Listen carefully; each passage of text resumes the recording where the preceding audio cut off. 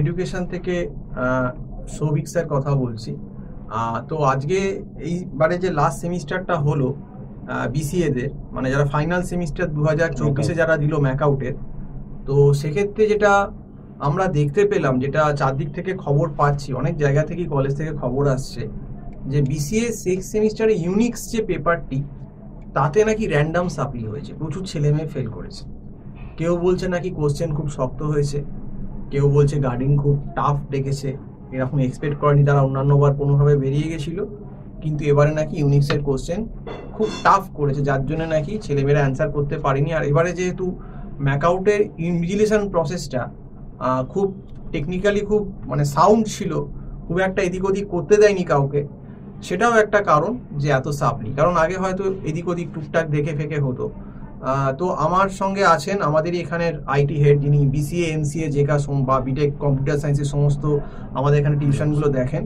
তো আমি সত্যি করে জানতে চাইবো যে আপনার কাছেও তো আমাদের বিসিএ লাস্ট সেমিস্টারের এবারে সিক্স সেমিস্টারের স্টুডেন্ট ছিল, তো আপনার কি পার্সোনালি কোশ্চেন দেখে মনে হয়েছে যে এই যে ছেলেমেয়েরা বলছে কোশ্চেনটা খুব হার্ড, আপনার কি মনে হয়েছে যে ইউনিক্সের কোশ্চেন হার্ড হয়েছে এবারে সিক্স সেমিস্টারে? প্রথম কথা বলতে ইউনিক সাবজেক্টটাই কঠিনও বলাটা ঠিক না, কঠিন বললে হয়তো স্টুডেন্টরা ভয় পেয়ে যাবে, কিন্তু সাবজেক্টটা হচ্ছে একটা পার্টিকুলার অপারেটিং সিস্টেম, এবং এই সাবজেক্টটার মধ্যে প্রচুর কমান্ড আছে এবং এতগুলো কমান্ড, এবং তাদের সেই কমান্ডগুলোর অনেক আলাদা আলাদা অপশান আছে, যেমন এলএস কমান্ডের ভেরিয়াস অপশানস আছে। তাহলে এইরকম গোটা মানে ধরতে গেলে 100-200 কমান্ডই আছে। এবার সেই কমান্ডগুলোর যে প্রিন্সিপাল, কমান্ডগুলো কিভাবে কাজ করে, এগুলো মনে রাখা ডিফিকাল্ট। এই জন্যই হয়তো বলছি আমি সাবজেক্টটা কঠিন, কিন্তু যে পরীক্ষার 1 মাস আগে 2 মাস আগে পড়বে, সে এতগুলো কমান্ড কভার করতে পারবে না। এবং এই সাবজেক্টের মধ্যে আবার সেল প্রোগ্রামিং বলে একটা প্রোগ্রামিং এরও একটা স্ক্রিপ্ট এখানে রয়েছে। এবার সেই সেল প্রোগ্রামিংটাও আবার শিখতে হবে, আগে কমান্ড শিখতে হবে, তারপরে সেল প্রোগ্রামিং শিখতে হবে। এবার আমাদের পরীক্ষায় আপনি বলতে পারেন একটু সময়টা কম পাওয়া গেছে, যেহেতু এটা ইভেন মানে খুব কম সময়ের মধ্যে পরীক্ষাটা হয়েছে, সেটা একটা যুক্তি আছে। কিন্তু তার মানে এই না কোয়েশ্চেন টাফ হয়েছে, কোয়েশ্চেন টাফ হয়নি। ব্যাপারটা হচ্ছে যার কাছে মনে হচ্ছে কোয়েশ্চেন টাফ হয়েছে, সে হয়তো সেই লেভেলে নিজেকে প্রিপেয়ার করেনি। হ্যাঁ, কিছু কিছু স্টুডেন্টের হয়তো হতে পারে সে হয়তো ভালো করে পড়েছে, তার হয়তো মনে হচ্ছে যে আমি পরীক্ষাটা ভালো দিয়েছিলাম, সেটা একটা আলাদা ব্যাপার, সেটা তো আমরা জানি না, এটা আমরা অ্যাজাম্পশন হিসেবে ধরছি। কিন্তু ব্যাপারটা হচ্ছে এরকম, ধরুন মানে সব স্টুডেন্ট না, কিছু কিছু স্টুডেন্ট বলছে, সেটা আপনার পার্টিকুলার ইউনিক্স বলে না, এমবিএ বলুন, বিটেক বলুন, আমি ভালো পরীক্ষা দিয়েছি, তাহলে আমার সাপ্লি কেন এলো? এবার ব্যাপারটা হচ্ছে যে নিজে বলছে আমি ভালো পরীক্ষা দিয়েছি, তাহলে সে জাজমেন্টটা করছে কি করে, সে কিসের বেসিসে জাজমেন্ট করছে, তার কতটা নলেজ আছে যে সে ভালো পরীক্ষা দিয়েছে? যেমন আমি যেটা শুনলাম যে অনেক ছাত্রছাত্রী যেটা বক্তব্য, যারা কিন্তু ইউনিক্সের সাপ্লি পেয়েছে, যে তাদের নাকি কিছুই পড়ানো হয়নি, ফ্যাকাল্টি নাকি ম্যাকআউটে ইউনিক্স ভালোভাবে পড়াননি, এবং সত্যি কথা বলতে কলেজের সাইড থেকে একটা নাকি ফেলিওর ছিল, তারা অভিযোগ যেটা করছে। এবং তার সঙ্গে আরেকটা হচ্ছে স্টুডেন্টদেরও ফেলিওর, যখন তারা দেখছে যে কলেজে ফেল করছে, বুঝতে পারছে না, তারা আগে ওভার কনফিডেন্ট ছিল যে আগের সেমগুলোতে আমি কোনো সাবজেক্টগুলো সাপ্লি কোনোভাবে বেরিয়ে গেছি, এই লাস্ট সেমটাও আমি কোনোভাবে নিজে পড়ে বেরিয়ে যেতে পারবো। কিন্তু দেখা গেল যে এবারে ইউনিক্সে কিন্তু সেইটা হলো না, ইউনিক্সে কিন্তু অনেকেই সাপ্লি পেয়ে গেল।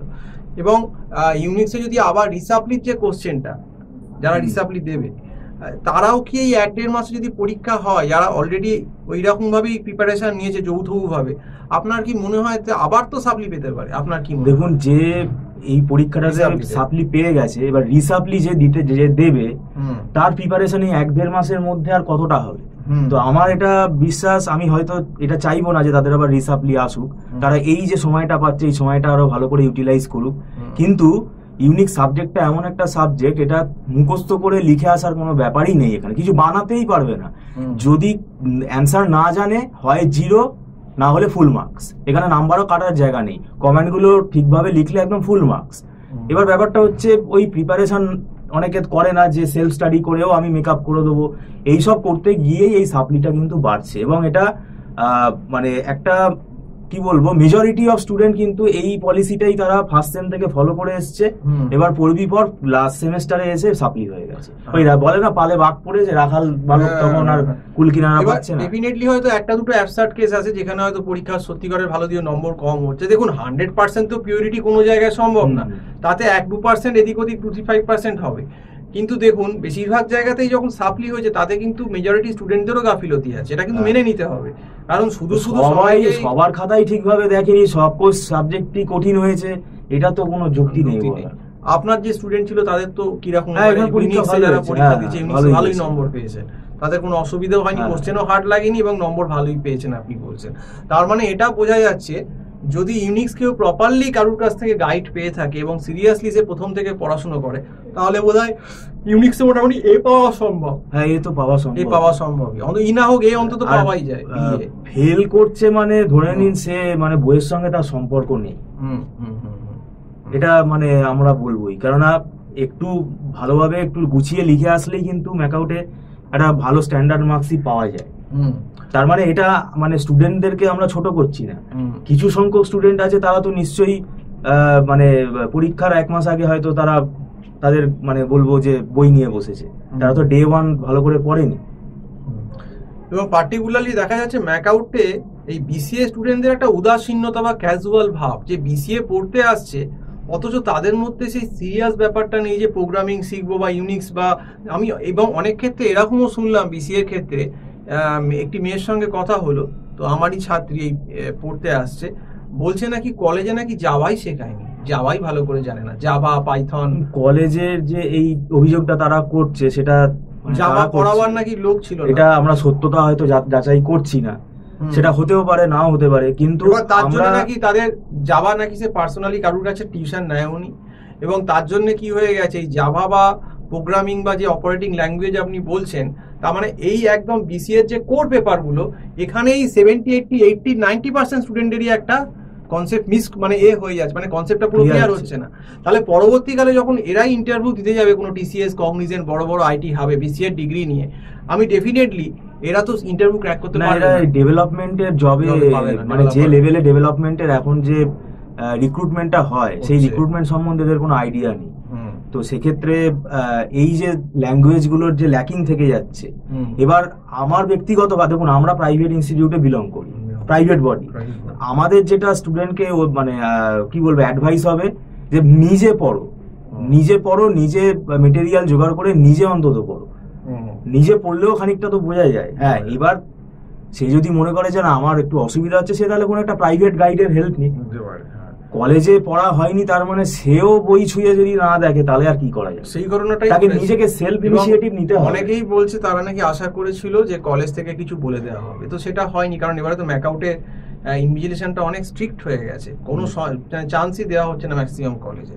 তো সেটা নিয়ে এবং আরেকটা জিনিসও দেখবেন যে আমরা যখন পড়েছি উচ্চ মাধ্যমিক 1999 সাল গিয়েছি বা গ্র্যাজুয়েশন পড়েছি, আমাদের সময় যখন যদি নম্বর খারাপ হতো বা কোনো স্টুডেন্ট ফেল করতো, তারা কিন্তু কেউ ধর্ণা দিত না। এখনকার নতুন ট্রেন্ড দেখবেন, যখনই রেজাল্ট খারাপ হবে বা কিছু হবে দেখবেন ধর্ণা দিয়ে দিল। আগে ধর্ণা না, আগে স্টুডেন্ট মেনে নিত আমি পড়িনি, আমি ডিজার্ভ করছি না, আমি সেই জন্য নম্বর পাইনি।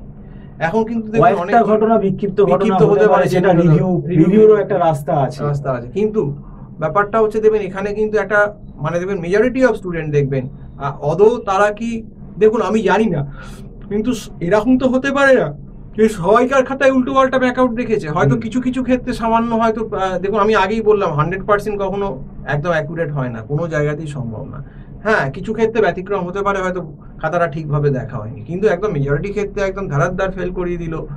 যেমন একটি কলেজেই শুনলাম, যেটা বললো মেয়েটি, যে হলদিয়ার দিকের একটি কলেজ ম্যাকআউটে, সেখানে প্রায় 42 জনের ভেতর প্রায় 25 জন মানে ইউনিক্সে সাপ্লি, সবাইকার সাপ্লি চলে এসেছে। তার মানে এবং সেখান থেকে যা ফিডব্যাক পাচ্ছি যে তারা পরীক্ষাটাও কিন্তু ভালো দেয়নি, সে নিজে স্বীকার করছে যে কনফিডেন্ট ছিল না পরীক্ষা দিয়ে, এবং তাদের সময় গার্ডটাও খুব স্ট্রিক্ট হয়েছিল।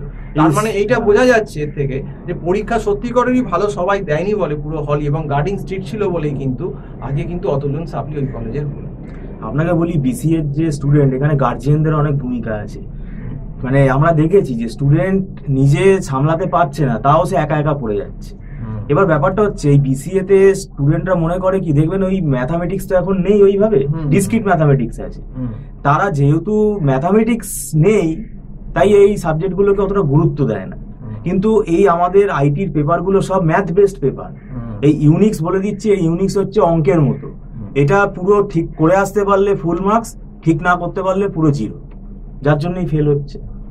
যাকে অসংখ্য ধন্যবাদ আমাদের আইটি হেড মিস্টার চন্দনবাবুকে, এবং আশা করি তোমরা শুনলে, এবং যারাও ফোর্থ সেম বা অন্য ইন্টারমিডিয়েট সেমেও আছো আগে থেকেই সাবধান হয়ে যাও, নিজেরা পড়ো, আর নিজেরা পড়েও যদি কিছু মনে হয় কনসেপশন। এবং আমার একটা অ্যাডভাইস থাকবে, অন্তত ইভেন্ট সেমেস্টার ম্যাকআউট ইউনিভার্সিটিতে যেটা হচ্ছে জুন মাসে, একদম 3 মাস সময় পাওয়া যাচ্ছে, সেটাতে যেহেতু সময় পাওয়া যাচ্ছে, আমি বলবো ইভেন্ট সেমেস্টারের একটা অন্তত সাবজেক্ট আগের সেমেস্টারে তারা পড়া শুরু করে দিক। আমি জানি না এই অ্যাডভাইসটা আমার কেউ মানবে কিনা, বুঝতে পেরেছেন? মানে ধরুন আপনি মানে ফোর্থ সেমে উঠছেন, আপনি থার্ড সেমেস্টারে ফোর্থ সেমেস্টারে একটা সাবজেক্ট অন্তত বাড়িতে পড়া শুরু করে দিন। বুঝতে পেরেছি। তো এইটা এখন স্টুডেন্টদের কতটা নেবে সেটা তাদের উপর বর্তায়। তো যাই হোক, আজকে সম্পূর্ণটা ভিডিওটা দেখার জন্য সবাইকে অসংখ্য ধন্যবাদ। আমাদের কথা ভালো লাগলে অবশ্যই এলিভেটর এডুকেশন চ্যানেলটি সাবস্ক্রাইব করুন।